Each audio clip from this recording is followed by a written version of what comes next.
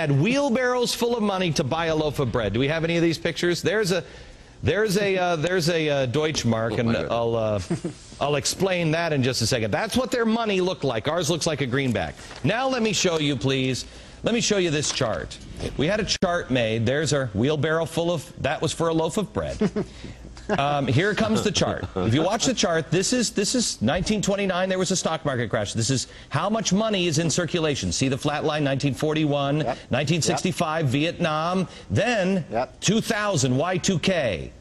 Then a little spike, then 2001, that was 9/11. There's 2008. This is October. Look at this. This is how much money has been flooded in. This is exactly what happened with Weimar. And I have read story after story with people saying, well, nobody really knows what the effect of this will be. Arthur, yes, we do. I mean, our old friend who passed away, Milton Friedman, says that inflation is everywhere and at all times a monetary phenomenon. And what the Fed is doing with the monetary base, Glenn, is just out of sight. It's never been done before to this extent, but by a factor of 10. I mean, this is the most outrageous printing press in the last 4 or 5 months that has ever happened. It's going to be followed in a year or 2 or 3 from now with serious inflation unless something is done right away. And I don't see it being done. You know what's scary? You know, Arthur, what's scary about that, going back to a point that Glenn made earlier, remember, Glenn, you were talking about the interest on the debt, which is $300 billion in this one bill alone.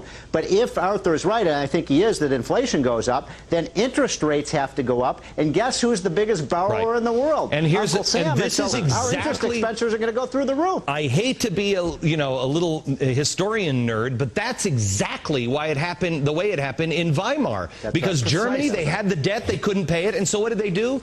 They took their money like this, $1 bill, and just marked it as what? Where is the camera? As they marked it as 1,000. Then, when that wasn't enough, a $1 became a 10,000. Then it became 100,000. Then it became $1 million.